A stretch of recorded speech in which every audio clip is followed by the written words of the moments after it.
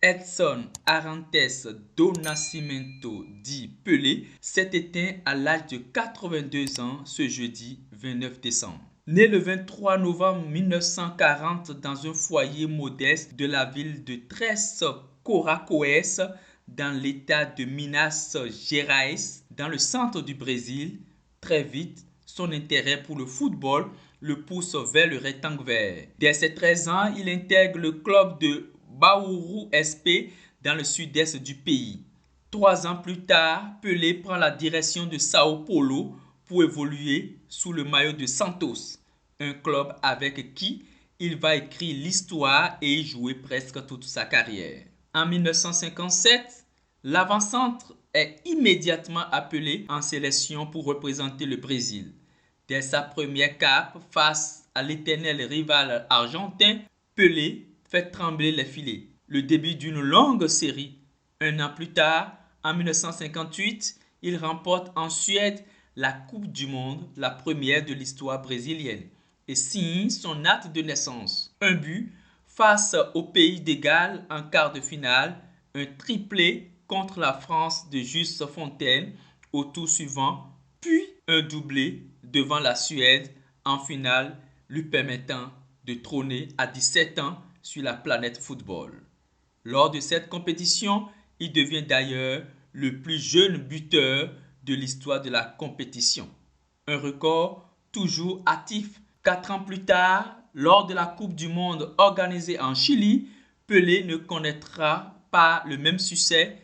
Le Brésil lui scie.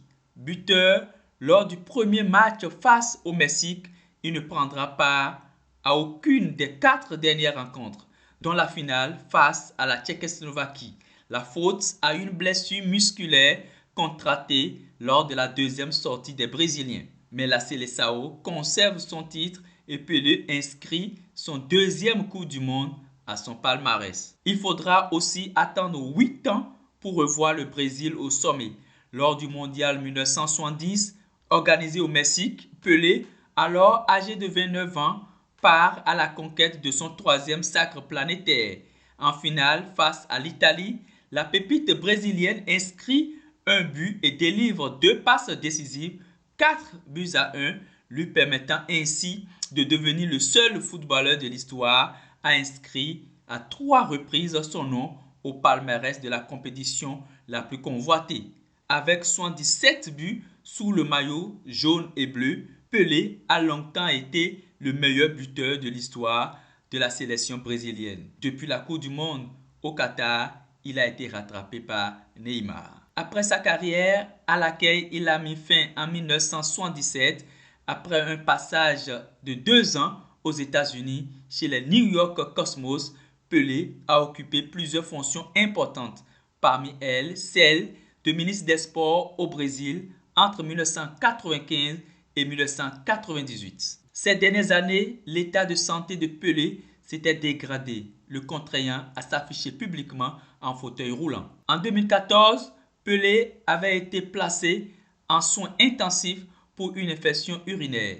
2 ans plus tard, lors des Jeux olympiques organisés à Rio de Janeiro, il avait renoncé à allumer la vasque olympique, indiquant ne pas avoir les conditions physiques pour participer à la fête. En 2019, la légende brésilienne avait été hospitalisée à Paris à nouveau pour une infection urinaire sévère. Depuis septembre 2001, Pelé a été opéré d'une tumeur suspecte au côlon et était resté hospitalisé 2 semaines. Quelques jours après sa sortie, il avait été brièvement admis à nouveau dans une unité de soins intensifs. Un cliché paru sur les réseaux sociaux le montrant souriant mais très affaibli.